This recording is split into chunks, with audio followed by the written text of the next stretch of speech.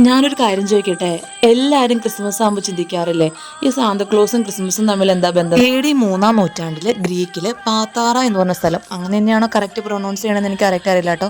ഇപ്പൊ ആ സ്ഥലം വരുന്നത് നമ്മുടെ തുർക്കിയിലാണ്. അവിടെ നിക്കോളാസ് എന്ന് പറഞ്ഞ ഒരാൾ ജീവിച്ചു. ചെറുപ്പം മുതലേ അദ്ദേഹത്തിന്റെ മാതാപിതാക്കള് അദ്ദേഹത്തെ നല്ല ദൈവഭക്തിയിലായിരുന്നു വളർത്തിയിരുന്നത്.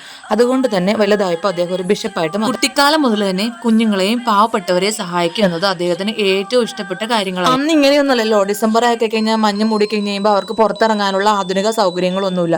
അപ്പൊ അവർ അതിനു മുമ്പേ കാര്യങ്ങളൊക്കെ സ്റ്റോർ ചെയ്ത് വെച്ച് ഡിസംബർ മാസത്തിൽ ഫുള്ള് വീടിന്റെ അകത്ത് തന്നെ. കുഞ്ഞുങ്ങളെ ഒരുപാട് സ്നേഹിക്കുന്ന നമ്മുടെ നിക്കോളാസിന് ആ സമയത്ത് കുഞ്ഞുങ്ങളെ കാണാൻ പറ്റാണ്ടാവുമ്പോൾ അദ്ദേഹത്തിന് ഭയങ്കര വിഷമം.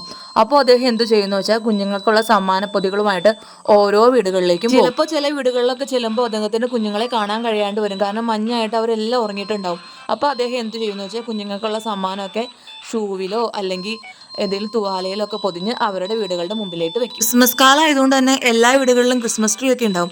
അപ്പോൾ അദ്ദേഹം എന്ത് ചെയ്യുന്നു വെച്ചാൽ അതിന്റെ ചുവട്ടിലായിട്ടാണ് ഈ ഗിഫ്റ്റുകളൊക്കെ വെക്കുക. അദ്ദേഹം നടന്നും റെയിൻഡിയറിന്റെ ഹെൽപ്പോട് കൂടിയൊക്കെ ആയിട്ടാണ് ഇങ്ങനെ ഗിഫ്റ്റുകൾ കൊണ്ടുവന്ന് വെക്കുന്നത്. പിന്നെ വേറൊരു കഥയുണ്ട് കേട്ടോ. അദ്ദേഹത്തിന്റെ ഈ പ്രവൃത്തികളെല്ലാം ദൈവത്തിന് ഇഷ്ടപ്പെട്ടിട്ട് ദൈവം ഒരു മാലാഖനെ പ്രത്യക്ഷപ്പെടുത്തിയിട്ട് അദ്ദേഹത്തിന്റെ റെയിൻഡിയറുകൾക്ക് പറക്കാനുള്ള കഴിവ് കൊടുത്തു എന്നാണ് പറയുന്നത്.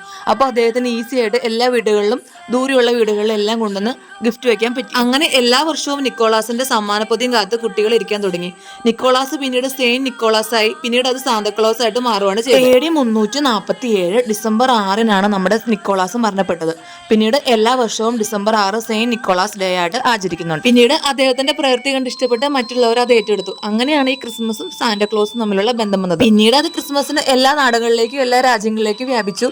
അങ്ങനെയാണ് ക്രിസ്മസും സാന്താക്ലോസും തമ്മിലുള്ള ബന്ധം ഉണ്ടായത്. ഇപ്പോഴത്തെ കാര്യം എന്താണെന്ന് വെച്ചാൽ പണ്ട് ഗിഫ്റ്റുമായിട്ട് വന്ന സാന്താക്ലോസിനെ അനുകരിക്കുന്നതാണ് എല്ലാവരും. പക്ഷെ ഇപ്പോൾ വരുന്ന സാന്താക്ലോസിന് നമ്മൾ അങ്ങോട്ടേക്ക് ഗിഫ്റ്റ് കൊടുക്കണം, അതാണ് വ്യത്യാസം. കാര്യം എന്തൊക്കെയായാലും നമ്മുടെ സാന്താക്ലോസും ക്രിസ്മസ് കാലം എപ്പോഴും ഒരു നല്ല വൈബ് തന്നെയാണ്. വലിയ പെർഫെക്റ്റ് ആയിട്ടില്ലെങ്കിലും നമ്മുടെ ക്രിസ്മസ് ഡെക്കോർ എല്ലാവർക്കും ഇഷ്ടപ്പെട്ടോ? നമ്മുടെ ക്രിസ്മസ് ട്രീയിൽ നമ്മുടെ വകയായിട്ട് ഒരു ക്രിസ്മസ് ഐറ്റം കൂടെ കിടക്കട്ടെ.